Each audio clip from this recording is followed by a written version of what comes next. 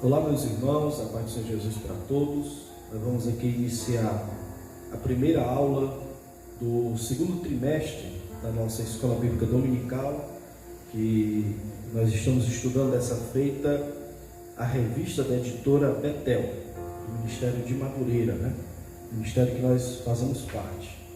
E a lição de hoje, a lição de número 1, ela tem por tema Salmos, um guia devocional para o cristão. Nesse segundo trimestre do mês de 2020, nós vamos estar estudando a temática sobre os Salmos.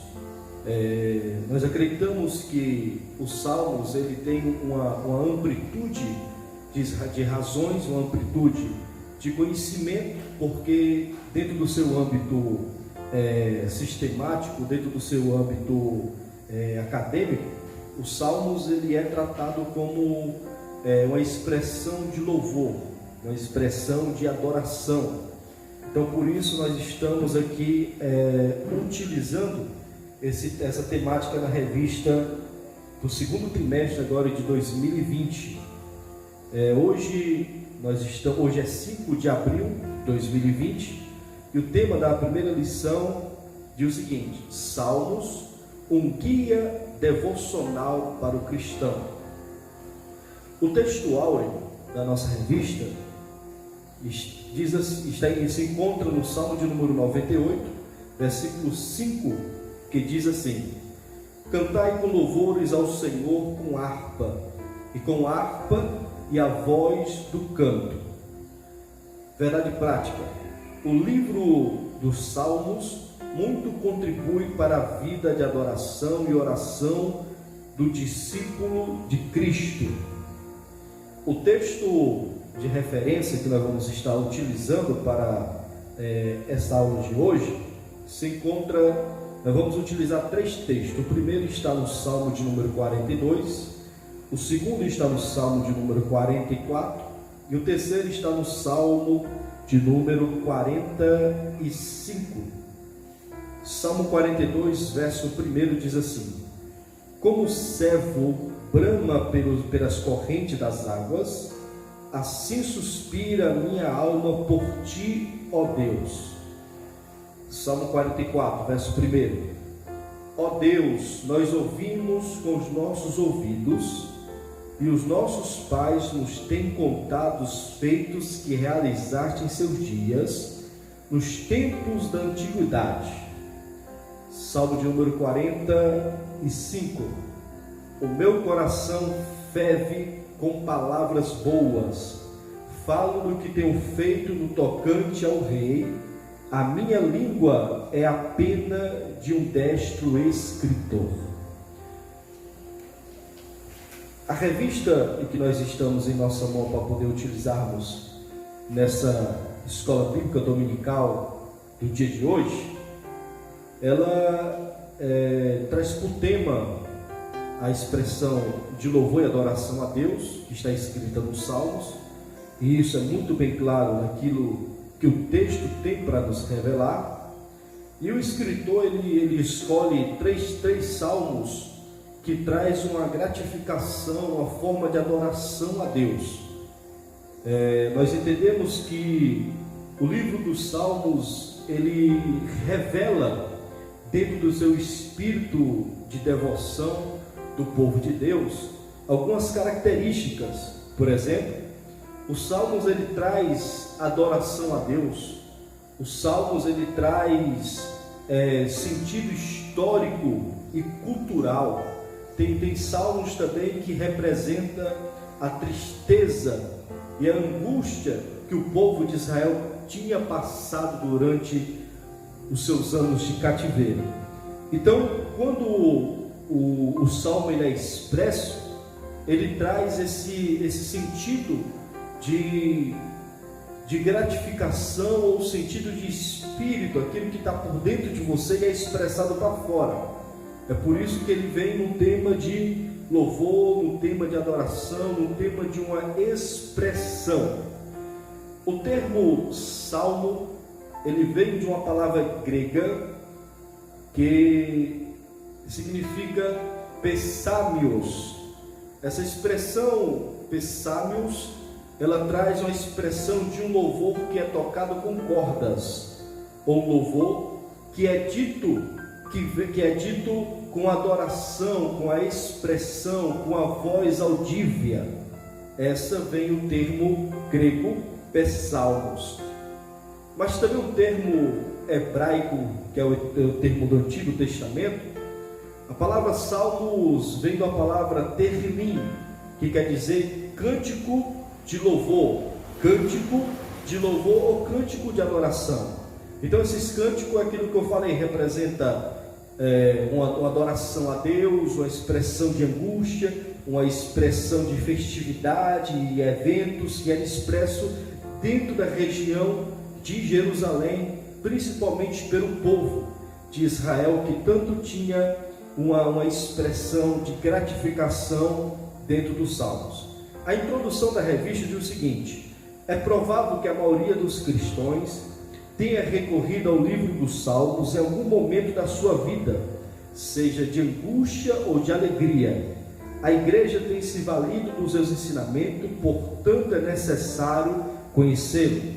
A nossa tradição pentecostal da Assembleia de Deus, nós utilizamos os salmos muitas das vezes na introdução do culto, na leitura oficial do culto, ou até mesmo de qualquer reunião que nós fazemos, seja uma reunião de louvor dominical, ou seja uma reunião oficial de um culto à noite. Então nós utilizamos os salmos na introdução como texto original ou texto básico da referência do culto. E entre todos os salmos nós conhecemos alguns que são muito conhecidos, famosos, como o salmo de número 23, que é o salmo do bom pastor, o salmo expresso por Davi. Nós também conhecemos o salmo de número 91, que é um salmo que muitas pessoas utilizam como um salmo de proteção, salmo de gratificação a Deus pelos livramentos que Ele tem feito.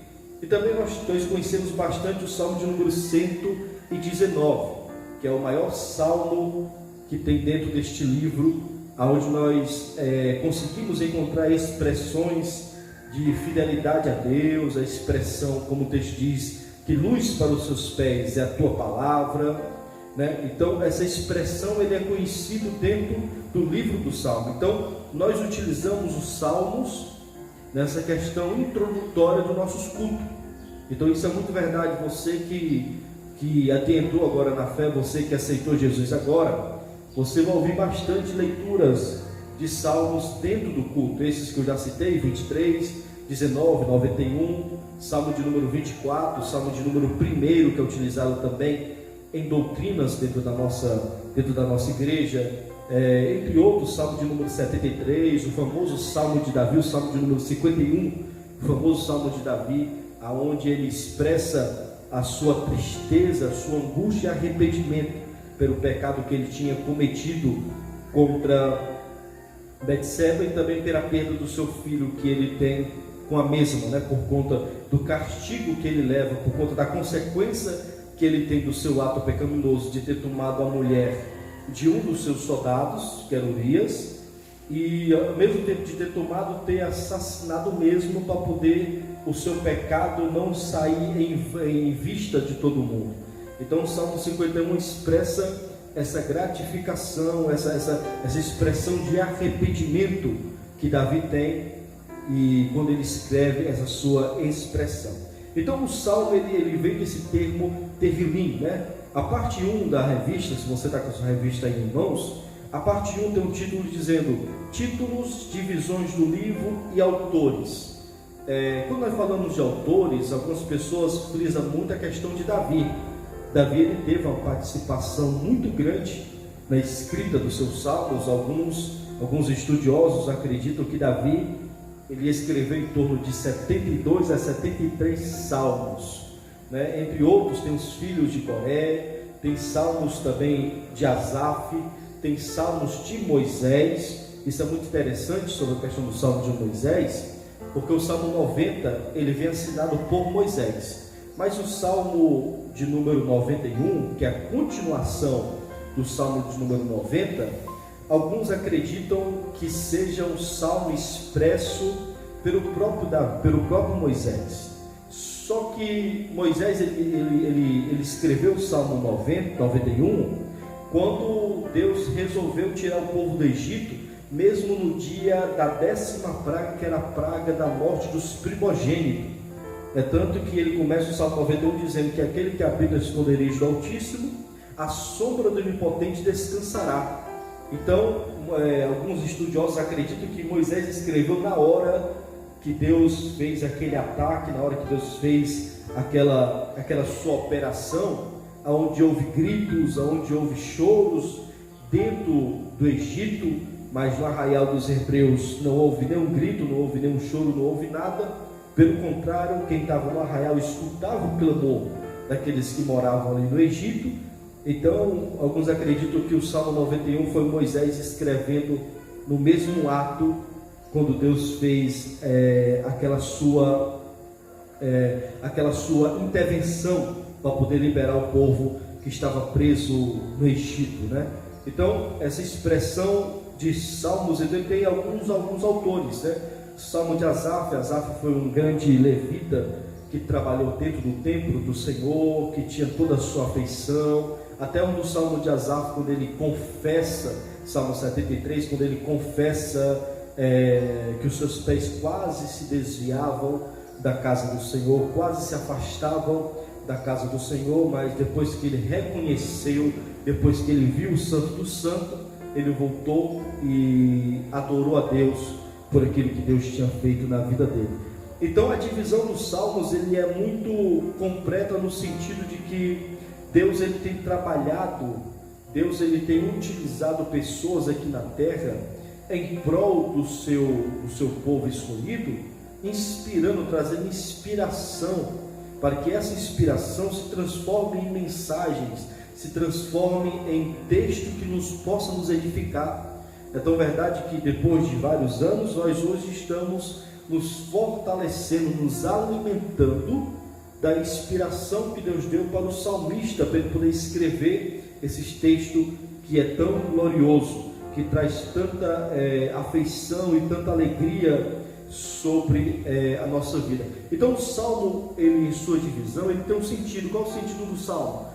O salmista ele está querendo convidar o povo, e a mesma forma convidando os filhos, aqueles que são filhos da promessa, a estarem prestando culto a Deus. Quando você começa a ler um salmo, você vai entender que no decorrer da sua leitura, o salmista ele está te introduzindo ao sentido de gratidão. Mesmo que haja um princípio de sofrimento, como houve na questão de Asaf, quando ele olhou para a vida do ímpio, viu que o ímpio prosperava e a dele era uma vida parada, uma vida que não tinha muito gratificação naquilo que ele via. Mesmo assim ele confessa que era melhor estar diante do Senhor, era melhor estar presente com a santidade de Deus. Então quando ele entra no Santo do Santo e vê a santidade e vê a glória do Senhor, ele retorna ao seu espírito de gratidão. Então o salmo ele tem esse sentido, ele tem o sentido de nos trazer aquilo que às vezes nós perdemos, que é gratidão a Deus, que é sentir a misericórdia dele, que é entender o ministério da graça que Deus tem conosco. Então isso tudo é uma expressão dos salmos, isso tudo é uma expressão do sentido dos salmos que apresenta para nós, tá bom? Então você que está com a sua revista em mãos, você vai ver que a revista ela vai separar o tópico de número 1, ela vai estar separando em torno de três divisões.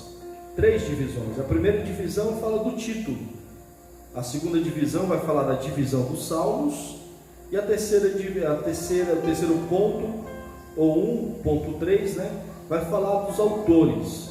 Então nós entendemos que o termo Tehillim, ele vem do termo hebraico que significa o livro de louvores, o cântico de louvores, que é a mesma expressão dada no grego, só que do grego se chama psalmos, que traz o sentido de salmo ou louvores, ou cântico com cordas em alta voz, ou cântico com a voz audível.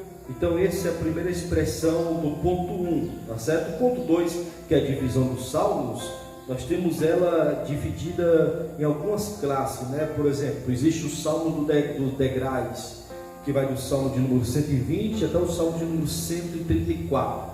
Esse salmo do degraus é um salmo onde o povo, quando voltou para dentro, os exilados, quando voltou para dentro de Jerusalém, eles voltaram em agradecimento e louvores. Então eles louvavam a Deus, eles adoravam o Senhor, até subindo as escadarias para chegar no terraço onde estava Jerusalém, o templo destruído.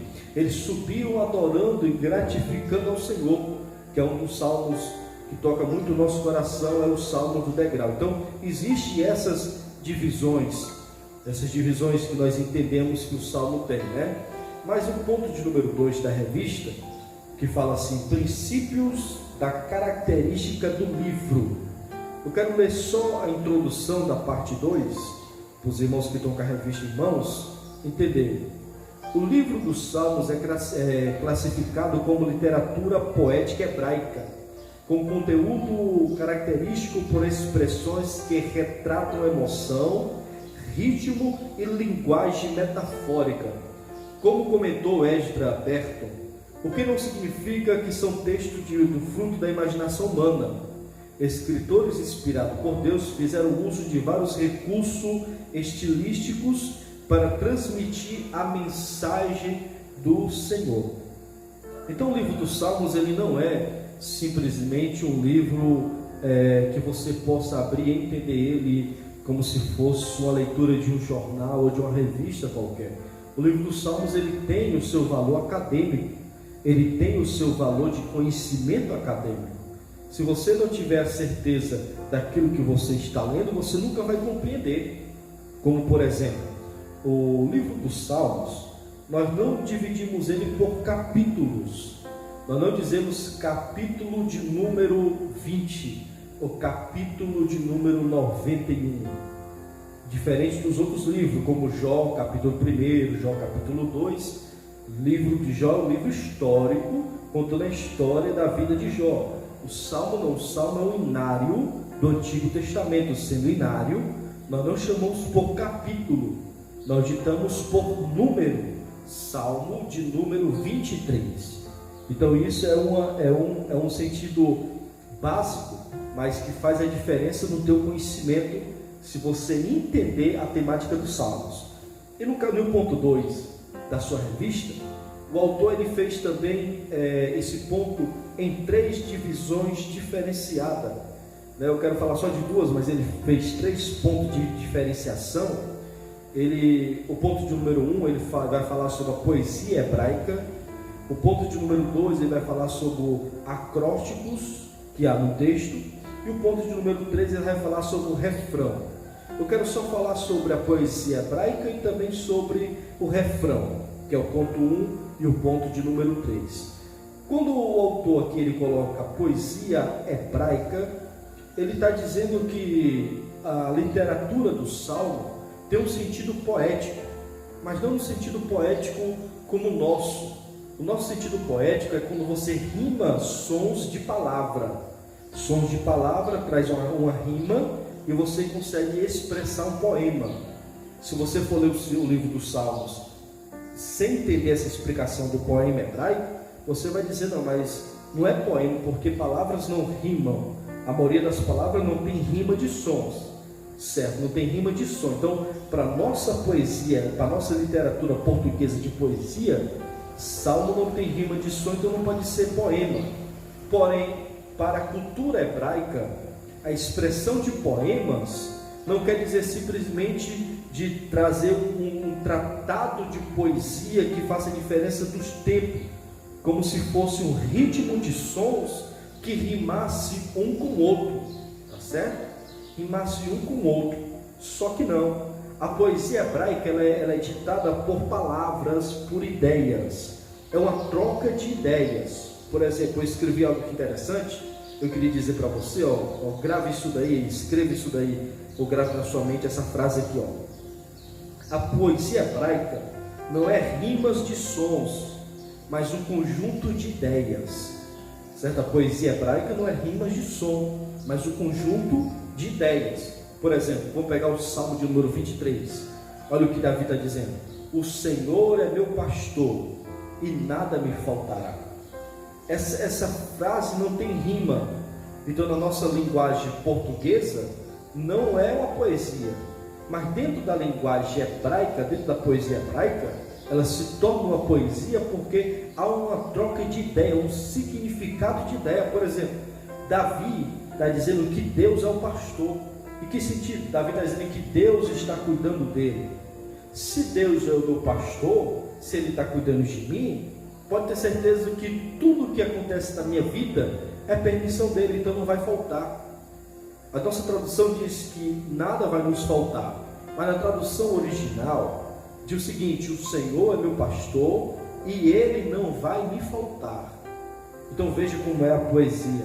Davi está dizendo que no dia da caminhada de sua vida que ele teve aqui na terra, ele sempre entendeu que a vida dele era baseada em Deus, que era o seu próprio pastor. E quem vai mostrar a expressão de pastor dentro da paternidade divina é o próprio Jesus. Jesus, no Evangelho escrito por João, ele diz o seguinte: eu sou o bom pastor e dou minha vida pelas minhas ovelhas.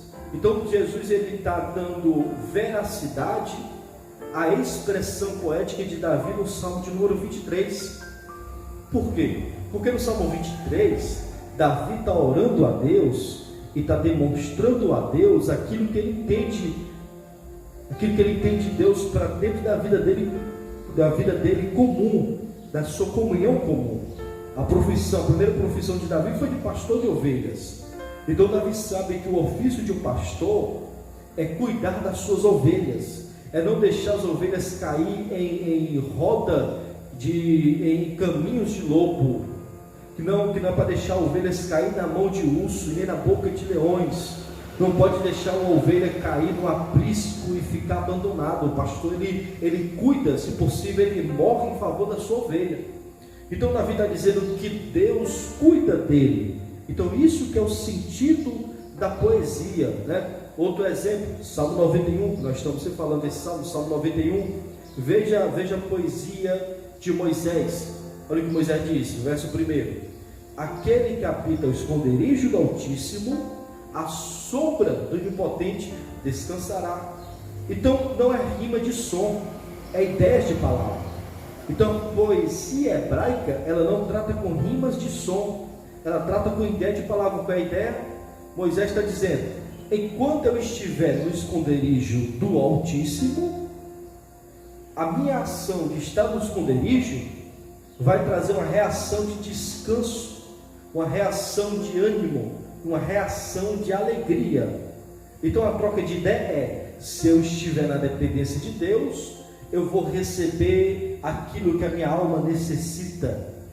A minha alegria só encontro se eu estiver diante de Deus. Então veja a poesia hebraica, como ela é bastante interessante no seu conjunto de palavras.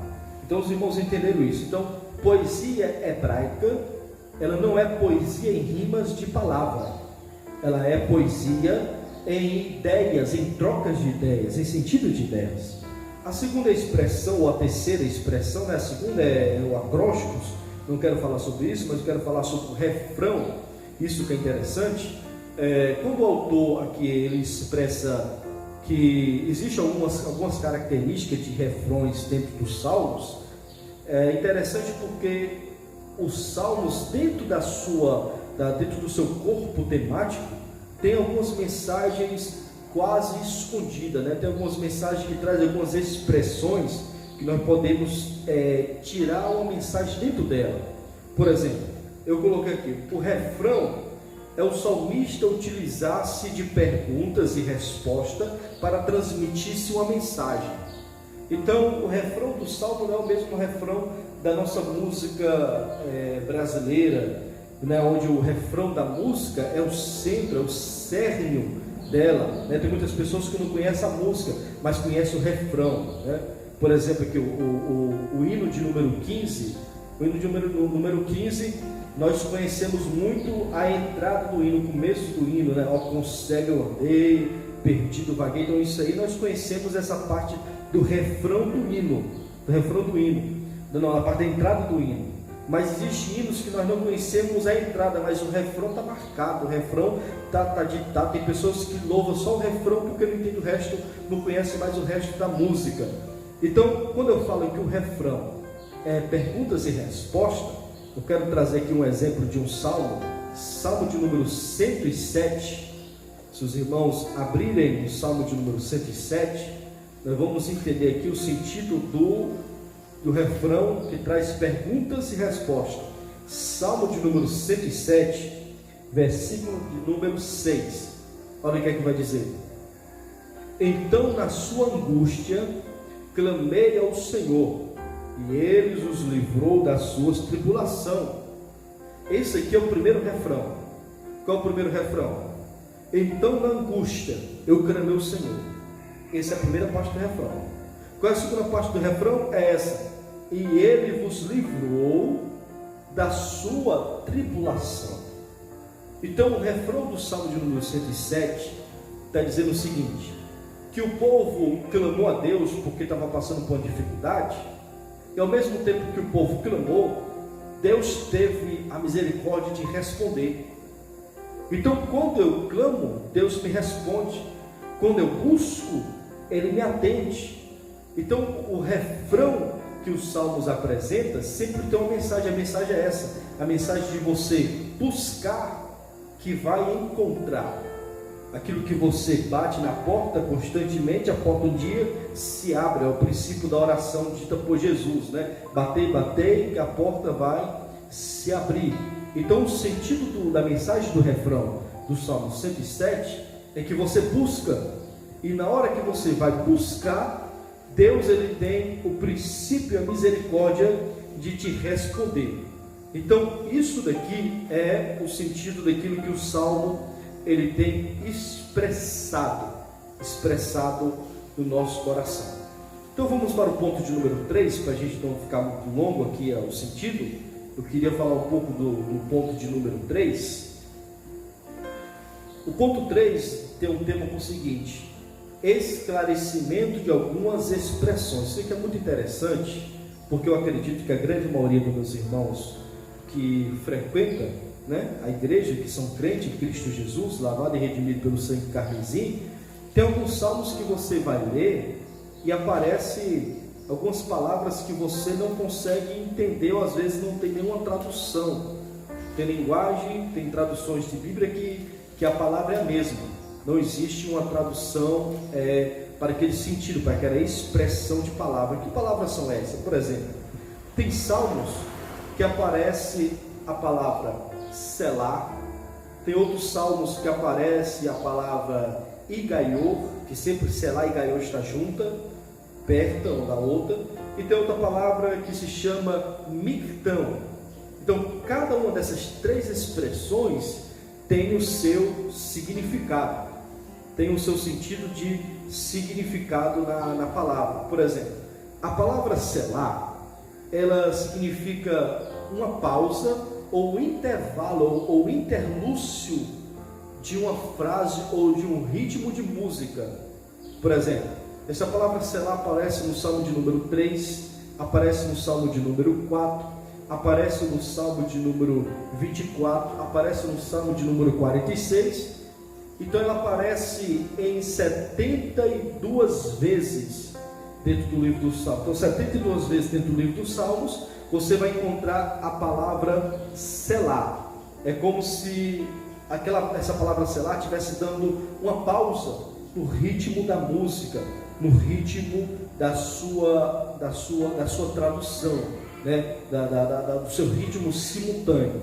Então essa palavra Selá, ela aparece muitas das vezes. Tem algumas traduções que os tradutores não colocaram a palavra Selá, né? Mas em outras, provavelmente na corrigida, você vai encontrar essas expressões. E a palavra Igaior, ela está ligada junto com Selá, muitas das vezes aparece junto com a palavra Selá. Ela tem um significado que diz o seguinte: momento para meditação. Onde é que isso está? No Salmo de número 109, vamos ver se a tradução que eu estou com ela em mãos aparece. versículo de número 16.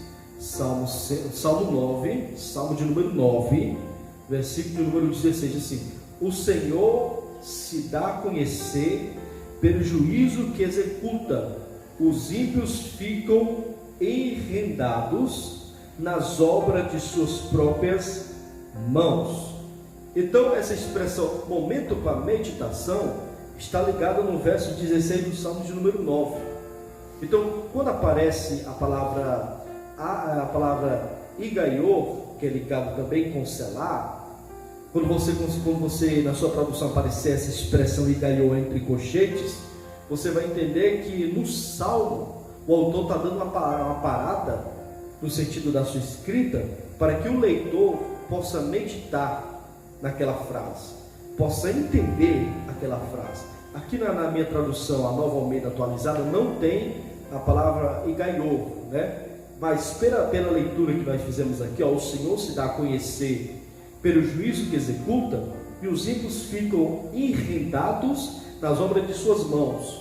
Então dá para a gente parar e meditar e entender que para tudo que nós fazemos, Deus traz uma recompensa, ou seja, toda ação nossa tem sua reação. Da mesma forma são os ímpios, toda ação dos ímpios, Deus traz a sua reação de juízo, de justiça sobre a vida deles. E a terceira palavra, que é chamada de mectão, ela tem um sentido de, ou mictão, ela tem um sentido de oração silenciosa.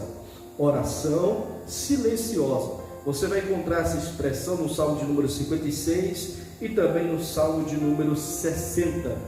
Oração silenciosa é como se o escritor estivesse escrevendo de dentro, escrevendo aquilo que está dentro dele e expressando uma folha de papel.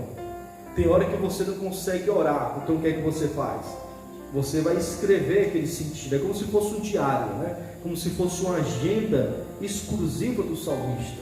Então, quando aparecer a expressão mictão, você vai entender que aquilo veio de dentro do salmista. Ele está mostrando para o leitor que a sua escrita foi algo que veio da alma, do sentido da alma. Então o autor da nossa revista, ele demonstrou esses dois sentidos, esses três sentidos de palavra, né? O termo selar, o termo igaior, o termo mictão, para nós entendermos muitas das vezes o ritmo que os salmos apresentam, tá bom? E outra expressão também ele vai apresentar aqui, depois você que está com a revista em mãos, você vai estudar e vai ler, mas eu quero aqui só encerrar minhas palavras sobre o ponto 3, quando o autor da revista vai falar sobre os salmos de degrau. Eu gostaria de ler aqui o ponto 3, para os irmãos entenderem, que é muito interessante. Ele diz o seguinte: degraus cujo significado literal é subir, ou ainda cântico gradual. Cântico de peregrinação consiste na tradução nos títulos dos salmos, Salmo 120 até o Salmo de número 134, né? A Bíblia judaica completa traduz canção da subida. Há diversidade de interpretações para o uso desse título, sendo a mais provável que faz referência aos cânticos entoados pelos peregrinos quando subiam para Jerusalém. Então isso é a expressão dos salmos do degrau, ou seja, é salmos de gratificação, quando o povo está saindo do exílio, estão saindo do cativeiro, saindo do cativeiro de cabeça baixa, triste. Aí eles chegam em Jerusalém. Quando chegam em Jerusalém, eles encontram alegria, eles encontram satisfação, né? Foi o que aconteceu no livro de Neemias, depois da reconstrução que Neemias fez. A Neemias coloca Esdras, e Esdras começa a ler o texto, né? Um dos salmos de degrau. Esdras começa a ler, e Neemias vê o povo parado, de cabeça baixa, indo um pouco triste. Aí Neemias manda Esdras para lá e diz assim: hoje não é dia de tristeza, hoje é dia de nos alegrarmos no Senhor, né? Então o salmo do degrau, esse traz o sentido de salmo de alegria, salmo de exaltação. Então eu quero ler a conclusão da nossa revista, da aula de hoje, que diz assim: o livro dos Salmos é um indispensável guia para o louvor e oração, tanto individual como coletiva, principalmente nesse tempo de tantas distorções e superficialidade da doutrina expressa em muitos cânticos. Então o autor está dizendo que o livro dos Salmos enriquece o nosso conhecimento e alegra a nossa alma. Então eu quero que você, nessa lição de hoje, entenda isso. Salmo, ele faz você adorar, ele faz você glorificar a Deus por aquilo que Deus tem feito na tua vida. Então no próximo domingo nós iremos estudar o ponto 2, né, a segunda lição da nossa revista. Então eu quero deixar aqui que Deus em Cristo te abençoe, que você seja edificado, tá bom? Por esta palavra. Nós estamos enfrentando uma quarentena, um isolamento por conta do Covid-19, né, do novo coronavírus.